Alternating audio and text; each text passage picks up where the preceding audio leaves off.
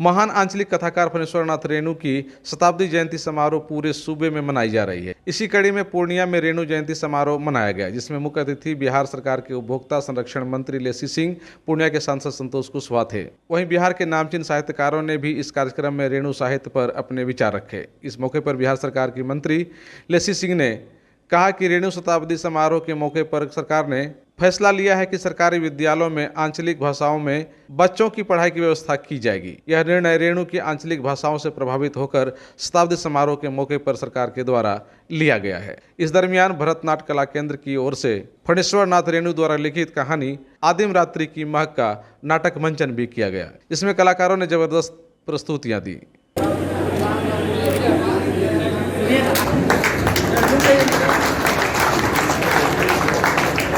और शॉल देते हुए पूर्णिया के युवा कर्मठ सांसद महोदय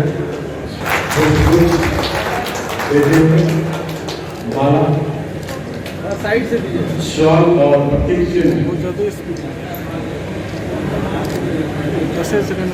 रेणु के शताब्दी जन्मोत्सव पर नेपाल बोर्ड के वरिष्ठ सदस्य श्री रूबी ठाकुर जी शॉल, माला, पुष्पगुच्छ देते हुए इस सम्मान समारोह में, इस सम्मान होने वाले कार्यक्रम में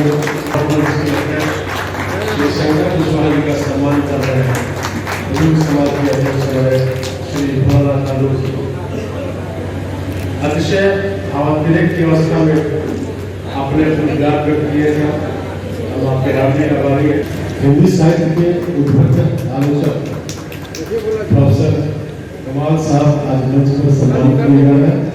पूर्णिया नवनिर्माण मंच के द्वारा इस रेणु शताब्दी समारोह प्रतीक्षित किया जाए और साथ ही साथ देते हुए मनोज कुमार जी, डॉक्टर कुमार चंद्र पूर्वाध्यक्ष हिंदी विभाग पूर्णिया महाविद्यालय पूर्णिया को प्रतीक्षित शॉल और पुष्प का सम्मान।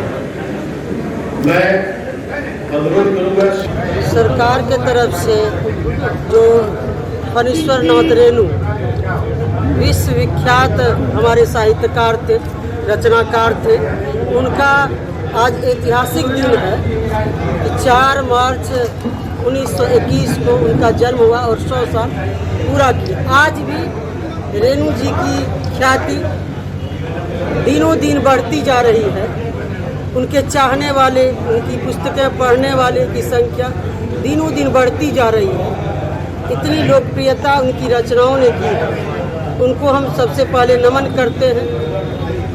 और हमारी सरकार ने जो आंचलिक भाषा को, आंचलिक बातों को उन्होंने जो अपने रचना के माध्यम से जो उद्धृत करने का काम किया है, वो गांव की मिट्टी की सुगंध जो उनकी रचनाओं में देखी जाती है, उनके लेखनी से, पढ़ने से, तो हमारी सरकार ने निर्णय लिया है कि जो 100वां साल पूरा किए शताब्दी समारोह हम लोग मना रहे हैं रेणु जयंती का, तो आंचलिक भाषा में भी पाठ्यक्रम में बच्चे को पढ़ाया जाए। ये हमारी सरकार की तरफ से निर्णय हुआ है। ये पूर्णिया नवनिर्माण मंच के लिए ही नहीं, पूरे राष्ट्र के लिए खास है। रेणु जी का जो कृति है, उसका जो आलेख है, वो कथा शिल्पी का कहलाए जाते हैं। जब उनके कथाओं का आप पढ़ेंगे तो समझ में आएगा कि कथा चल रहा है, चलचित्र हो रहा है। घटनाएं, जीवन व्यवस्थाएं 100 साल पहले की जो उन्होंने वर्णित करके लग रहा है, आप जब पढ़ेंगे तो आपको लगेगा कि वो घटना आपके समक्ष एक चलचित्र के माध्यम से आप उसमें, उस पात्र में खुद को आप महसूस करेंगे। ऐसे उनकी लेखनी में ताकत है।